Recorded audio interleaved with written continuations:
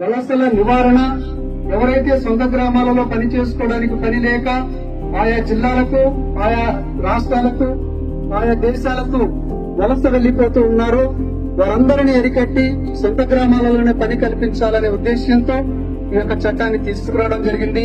ఈ యొక్క చట్టం యొక్క ముఖ్యంగా ఆ లక్ష్యాల్లో ఒకటిగా పెట్టుకోవడం జరిగింది. అదేవిధంగా గ్రామీణ ప్రాంతాలలో ఉన్నటువంటి పేదరికాన్ని నిర్మూలించాలనే ఉద్దేశం కూడా ఒక లక్ష్యం.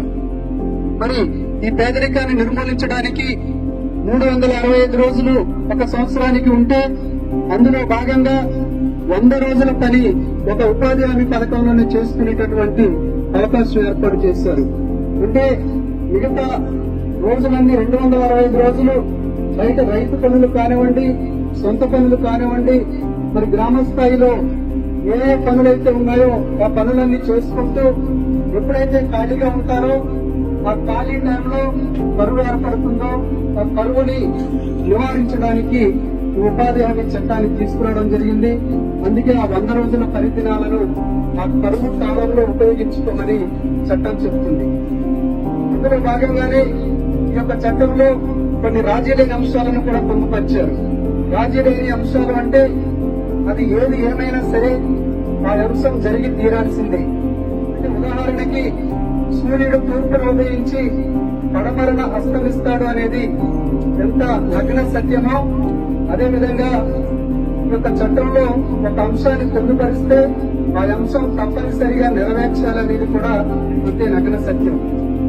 భాగంగా కొన్ని రాజీ లేని అంశాలను పొందుపరిచారు.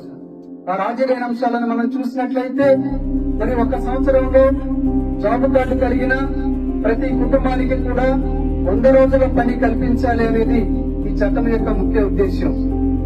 కాబట్టి ప్రతి కుటుంబానికి 100 రోజుల పని ఏది ఏమైనా సరే తప్పనిసరిగా కల్పించాలి. అదేవిధంగా స్త్రీ పురుషులకు సమాన వేతనాలు ఇవ్వాలి. 1975వ సమాన వేతనాల చట్ట ప్రకారం స్త్రీలు పురుషులు ఎవరైతే ఉన్నారో వారందరికీ కూడా సమాన వేతనాలు ఈ యొక్క చట్టంలో కల్పించబడతాయి.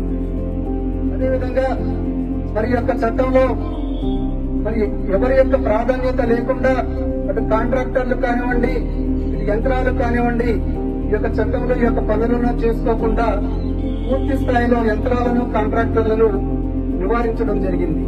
అంటే ఈ యొక్క పనులు ఏవైతే ఉన్నాయో ఉపాధి హామీ పథకానికి సంబంధించిన ప్రతి పనిలో కూడా యంత్రాలను కానివ్వండి, కాంట్రాక్టర్లను కానివ్వండి ఉపయోగించకూడదు.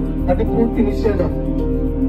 అదేవిధంగా మరి గ్రామ స్థాయిలో మరి గ్రామ పంచాయతీ ద్వారా 75% పనులను గుర్తించేటటువంటి హక్కు, అదేవిధంగా మండల స్థాయిలో 15%